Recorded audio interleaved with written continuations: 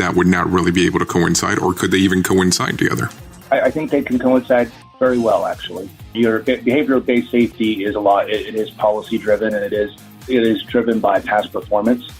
And by having safety management systems, I believe that setting standards and adhering to those standards based on how they're designed and how the employee interacts with them.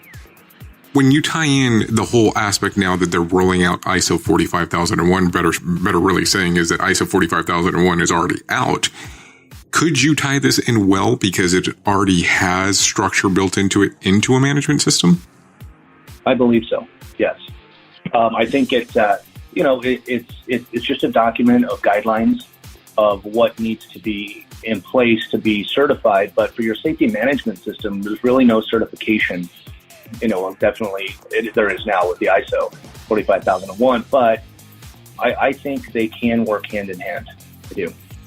So as an industry, what concepts do you believe that we have that are incorrect? I think if you dissected each one of them, you would find something that you can consider incorrect on each. But I really don't have a good answer on that one. What do you feel has been your largest contribution to the safety industry? My largest contribution is development of people, I believe. There are a lot of people that I have worked with throughout the years in operations and in safety, primarily in safety though, where they have gone on to do great things. And, I'm only one person, and I can really push and I can really, give some good policies, work with groups, and create all kinds of good stuff. But I'm, again, still one person. But throughout my years in safety, I think by, giving people the amount of knowledge I have, gives them a little bit of the boost to, go seek knowledge elsewhere, get the safety bug and want to keep moving forward. So I would say that developing people is by far one of my favorite things to do. And it's probably one of the biggest contributions I've given to the safety field. Well, I will agree with you. I will tell you that with working with you for a period of time, you have helped me out significantly. I will tell you the people that I have worked with, they always reference you in regards of how big of an influence you have been on there. So I agree with your answer right there 100%. Not that I disagreed with any of the other answers. I just want to make sure that I'm very clear on that. Do organizations have it right when it comes to safety, in your general belief? No. And what do you? That's a loaded question. I know it's a loaded question, but what do you believe that they have wrong? And I'm talking about just general. I'm not saying specific. I'm not saying, industrial safety. I'm not saying transportation safety. I'm just trying to say, what are we looking at? I mean, what do we have wrong? What are our misconceptions that we have as an organization overall that we think, hey, this is going to work and maybe it doesn't work? I think one of the big things that a lot of companies struggle with when it comes to this is we put 90% of our resources to our frontline employees when it comes to training and development. And one of the most important roles in organizations are our supervisors, our frontline supervisors who are out there day to day with the employees. We tend to not give them either the same amount of training or more training. So I would have to say in that question, I think that is one where I've seen a lot of companies, I wouldn't say fail, I would say would have an opportunity for enhancements. That's interesting that you bring that up. We had an episode a few back that we were discussing the importance of supervisors within the industry. And I think that that's where we fail as an industry just in general is how much time we need to put into the supervisors. They're able to control the flow of information within an organization.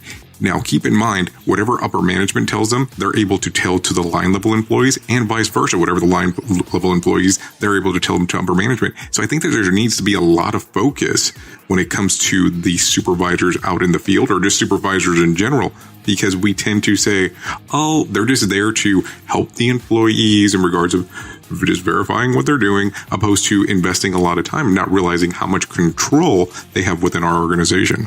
Completely agree. So in closing here, I just want to know, what exactly do you feel is the most important thing that as a safety professional we could do to help boost the industry? I will tell you, I was at American Society of Safety Professionals a few weeks back, and they referenced that we have an older demographic within the safety industry. So if you were trying to lure younger people, the millennials, to come into the safety industry, how would you approach that?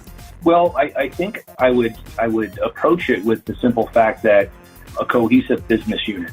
Safety is part of the cohesive business unit within an organization.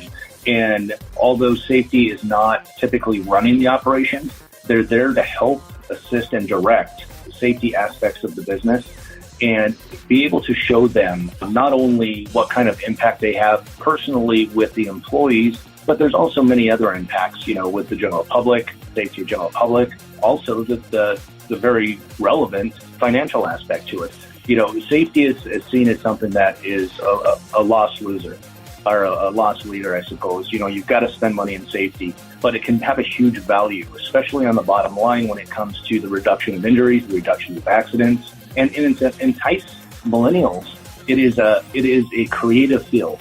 It is a field that you need to be extremely creative so you get new, fresh content. You're coming up with new ideas, working with new technologies.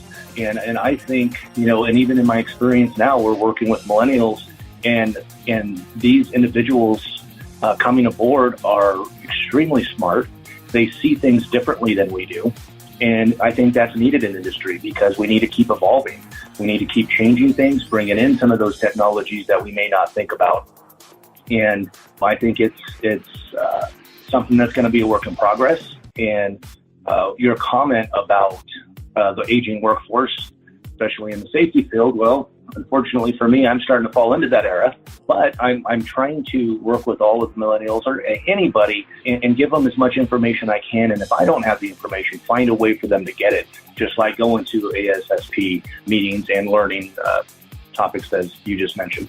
And that's the fun part, because I really think that if we don't involve this as an industry, we're going to have people that are going to come in from different walks of life is the way to really put it, and really go into this industry right now.